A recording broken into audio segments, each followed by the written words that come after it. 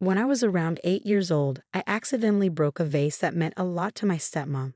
She never really seemed to like me much, and she gave my dad an ultimatum. It's either her or me. I was sure my dad would choose me because we were really close, but that night he said I was going to stay at Grandma's. I couldn't believe it until I actually got there and he left. That moment changed something inside me. He called me every day and tried to visit as much as he could, but I couldn't pretend to be happy because I wasn't home. I stopped pretending pretty quickly. Looking back, I realized I acted like I didn't feel anything towards him. No anger or sadness, just numbness. Sometimes I overheard my dad complaining to Grandma about how I had changed. When I was 9, I told my mom I wanted to live with her all the time because I couldn't stand talking to my dad or seeing him anymore. Even though her apartment was small, she agreed. Honestly, I slept in her bed until I moved in with my fiancé. But I didn't mind because she's my mom, and it was better than being alone in my own room with him around. My mom and I got really close, and she signed me up for after-school activities so I could avoid my dad, and eventually, we just stopped talking to each other. I'm grateful for it because it meant I didn't have to be around him. A few years ago, my stepmom had a baby, and everyone was celebrating. But I was glad I wasn't there and hadn't even met the kid yet. I only saw him on special occasions or when they visited Grandma's house when I happened to be there. My fiancé proposed to me recently in a low-key way, and I only told a few family members about it. Now even Grandma knows how little I talk to my dad and how I keep him out of the loop. So it was a shock when my dad called me, inviting me to a family dinner to meet my fiancé and my new baby brother. I made up an excuse because I wasn't interested. Turns out Grandma spilled the beans, and I got angry with her for telling my dad about my engagement.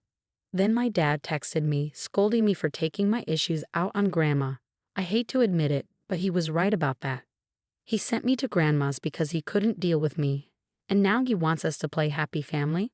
Not happening.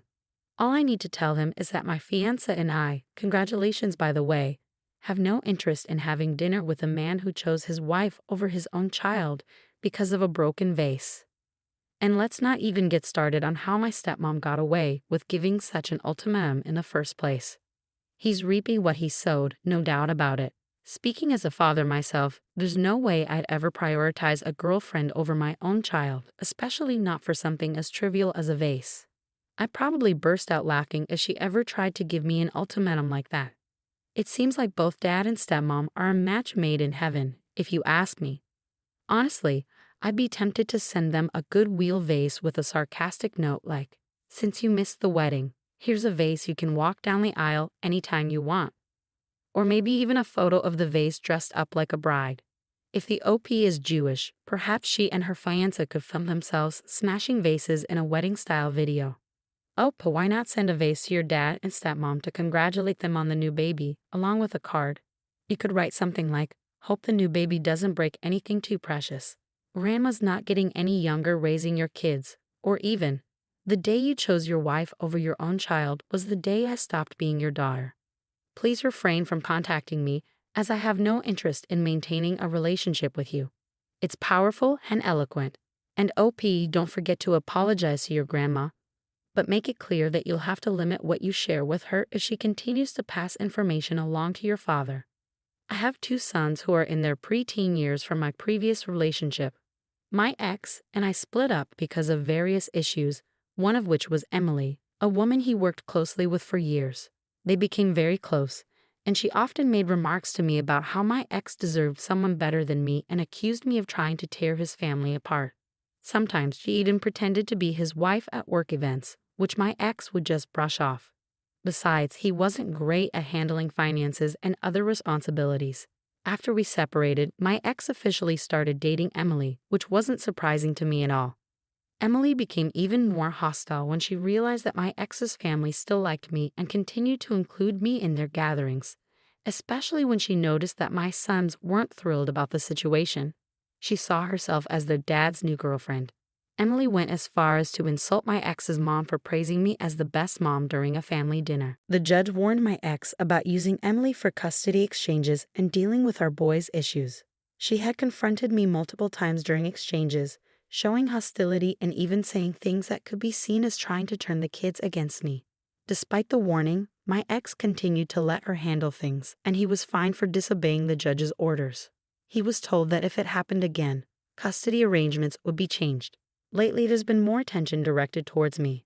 Emily, unable to have children of her own, wants the boys to see her as a mother figure.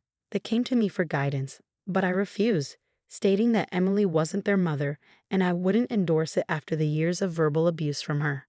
During an awards night at school in June, Emily insisted the boys take photos with her for the school newsletter. But they refused, stating she wasn't their mom. My ex scolded them, but I stayed silent.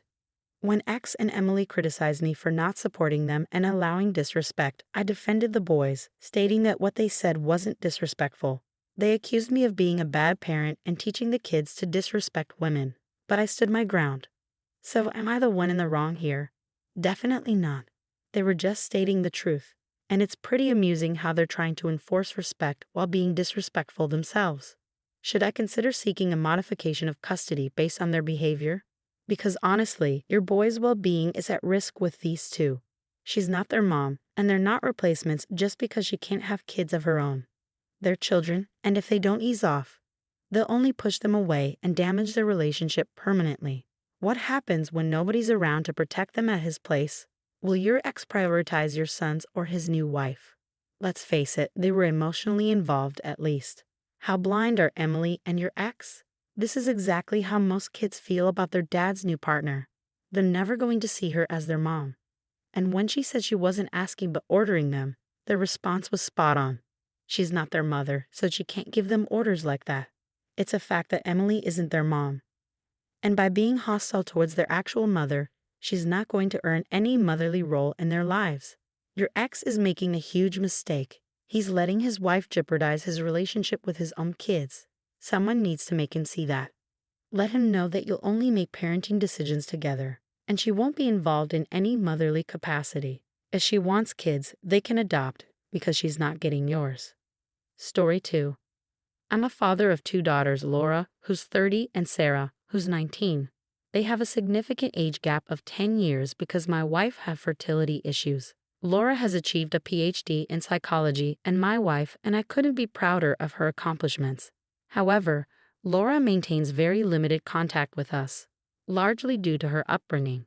I must confess that my wife and I were quite strict with her. When Laura was entering high school, she started to distance herself from us and often avoided spending time with the family. Eventually, we discovered from her counselor that Laura resented us for how we treated her when Sarah was born. Reflecting on our past actions, my wife and I decided to raise Sarah differently. We made a conscious effort to be more encouraging and supportive whenever Sarah faced challenges, aiming to provide her with a more positive upbringing. Unfortunately, this led to resentment from Laura, who felt that Sarah had a much easier childhood compared to her.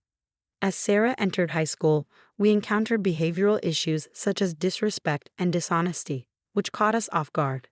Despite this, we chose not to intervene significantly, fearing that Sarah would come to resent us as Laura did. As both girls excelled academically, we held on to the hope that everything would turn out fine. However, Sarah's behavior worsened during her final year of high school. Despite the escalating problems, we hesitated to take action, fearing that intervening would only strain our relationship with Sarah further. Fast forward to the present, Sarah is 19 and attending university, while Laura is enjoying financial success in her career. Recently, Sarah found herself in trouble after attempting to flirt with one of her professors and sending inappropriate pictures. Fed up with her behavior, my wife and I confronted her about her actions, expressing our disappointment and frustration. In the days that followed, I often found myself comparing Sarah's behavior to Laura's successes, highlighting Laura's respectfulness and achievements. One day, I even mentioned to Sarah that perhaps I should have raised her more like Laura. This comment struck a nerve, and Sarah lashed out.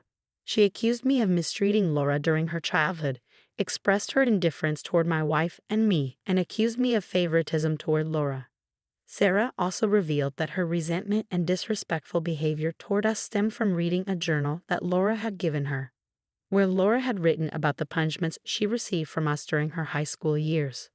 Story 3. When I was around 8 years old, I accidentally broke a vase that meant a lot to my stepmom. It seemed like she never really liked me, and she gave my dad an ultimatum. It's her or me. I thought my dad would pick me because we were so close. But that night he said I was going to stay at Grandma's. I couldn't believe it until I got there and he left. That moment changed something inside me. He called every day and tried to visit often, but I couldn't pretend to be happy because I wasn't home. I stopped pretending quickly, and looking back, I realized I acted numb to him, not angry or sad, just emotionless. Sometimes I overheard him complaining to Grandma about how I had changed. When I turned 9, I told my mom I wanted to live with her full-time because I couldn't stand talking to my dad or seeing him anymore. Despite her tiny apartment, she agreed. I slept in her bed until I moved in with my fiancé. But I didn't mind because she's my mom, and it was better than dealing with him every day. My mom and I grew incredibly close, and she kept me busy with after-school activities to avoid my dad until contact eventually faded away. I'm grateful for it because I didn't have to endure being around him. A few years back, my stepmom gave birth, and there was a big celebration. I was relieved to be nowhere in sight and hadn't even met the kid yet. I'd only caught glimpses of him on birthdays or when they visited Grandma's house while I was there. About a week ago, my fiancé proposed to me in a low-key manner, and I shared the news with my mom, Uncle Mom's cousin, and Grandma. Now Grandma knows how little I communicate with my dad and how I keep him out of the loop. So it was quite unexpected when my dad called, inviting me to a family dinner to introduce my fiancé and meet my new baby brother. I made up an excuse because I wasn't interested. Grandma was the one who spilled the beans, and I ended up getting mad at her, even yelling for telling my dad about my upcoming marriage. Not long ago, I received a text from my dad chastising me for involving Grandma in my issues with him. As much as I hate to admit it, he was right about that. So he sent me packing to Grandma's because he couldn't be bothered, and now he wants to pretend everything is fine. No way. All I need to say is that my fiancé and I, thanks for the congrats, have no desire to have dinner with a man who chose his wife over his child because of a broken vase. And let's not even start on how stepmom got away with issuing such an ultimatum in the first place. He's reaping what he sowed, no doubt about it. Speaking as a father myself, there's no way I'd ever prioritize a girlfriend over my own child, especially not for something as trivial as a vase. I'd probably burst out laughing if she ever tried to give me an ultimatum like that. It seems like both dad and stepmom are a match made in heaven, if you ask me. Honestly, I'd be tempted to send them a goodwill vase with a sarcastic note like, "Since you missed the wedding, here's a vase you can walk down the aisle anytime you want." Or maybe even a photo of the vase dressed up like a bride. If the OP is Jewish, perhaps she and her fiancé could film themselves smashing vases in a wedding-style video. OP, why not send a vase to your dad and stepmom to congratulate them on the new baby, along with a card? You could write something like, "Hope the new baby doesn't break anything too precious. Grandma's not getting any younger raising your kids." Or even, "The day you chose your wife over your own child was the day I stopped being your daughter. Please refrain from contacting me as I have no interest in maintaining a relationship with you." It's powerful and eloquent. And OP, don't forget to apologize to your grandma, but make it clear that you'll have to limit what you share with her if she continues to pass information along to your father. I have 2 sons with my ex, both in their tween years. Our relationship ended due to various issues, one of which was Emily, a colleague my ex became close to. She often belittled me, claiming my ex deserved better and that I was trying to break up their family. On multiple occasions, she even pretended to be his wife at work events, which my ex found amusing. Additionally, he struggled with financial management and other responsibilities. After our breakup, he officially started dating Emily, which didn't surprise me. Emily's hostility escalated when she realized my ex's family still respected me and included me in gatherings, despite my boys not being entirely happy about her presence as their dad's new girlfriend. She even insulted my ex's mom for praising me as the best mom during a family dinner. The situation worsened when the judge warned my ex about using Emily to handle custody exchanges and issues. Emily had confronted me several times in front of our children, showing hostility and making remarks that could be seen as attempting to alienate me as a parent. Despite the judge's warning, my ex continued this behavior, leading to fines for violating court orders. He was warned that if it happened again, custody arrangements would be revised. Lately, there's been a rise in tension directed toward me. Emily, unable to have children, desires the boys to see her as a mother figure. They sought my assistance, but I declined, asserting that Emily isn't their mother, and I won't encourage them to view her as such after the years of verbal abuse from her. During an award ceremony at school in June, the boys were asked by Emily to join her in photos for the school newsletter. They declined, stating she wasn't their mom, so she couldn't make such requests. Despite their refusal, my ex reprimanded the boys, while I remained silent. When confronted about not supporting them, I defended the boys, explaining that their response wasn't disrespectful. However, my ex and Emily insisted I should have intervened and not allowed such perceived disrespect. They accused me of being a bad parent, claiming I shouldn't have allowed the boys to act that way, and accused me of teaching them to disrespect women. So here I am, wondering if I'm the one at fault. No, you're not. They simply stated the truth. It's also quite amusing how they're insistent on avoiding disrespect. But does this behavior warrant revisiting custody arrangements in your favor? Frankly, the mental well-being of your boys is at stake with these two. She isn't their mother, and they're not substitutes because she has fertility issues. They're just kids, and if they don't back off, they'll only alienate them and damage their relationship irreparably. What happens behind closed doors at his place when no one's there to protect them? Would your ex prioritize your sons or his new wife? Let's not ignore the emotional affair they had, at the very least. How blind can Emily and your ex be? This is precisely how most kids feel about their dad's new partner, and they're unlikely to accept her as their mom. As for her assertion that she wasn't asking, in essence, she was commanding them, their response was appropriate. She's not their mother, so she can't dictate to them that way. Emily isn't their mother. That's a fact. By being hostile to their mother, she won't play a maternal role in their lives. Your ex is making a mistake. He's allowing his wife to jeopardize his relationship with his own kids. You need to make that clear to him. Tell him that you'll only make parental decisions with him, and none will involve her as a mother. If she wants kids, they better adopt because she's not getting yours. Story 4.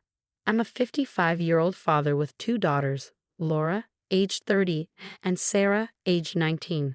There's a significant 10-year age gap between them due to my wife's fertility issues, which is important to note. Laura has achieved a PhD in psychology, and my wife and I couldn't be prouder of her accomplishments. However, Laura maintains minimal contact with us, largely due to her upbringing. I must confess that my wife and I were particularly strict with Laura. As she entered high school, she began to distance herself from us, often refusing to spend time with the family. It wasn't long before we discovered through her counselor that Laura harbored resentment towards us for how we treated her when Sarah was born. Reflecting on our past mistakes, my wife and I made a conscious decision to raise Sarah differently. We aimed to provide her with encouragement and support, unlike the treatment Laura received. Despite our efforts, Sarah's teenage years were not without challenges. Issues such as disrespect and dishonesty arose during her high school years, leaving us perplexed as to their origins.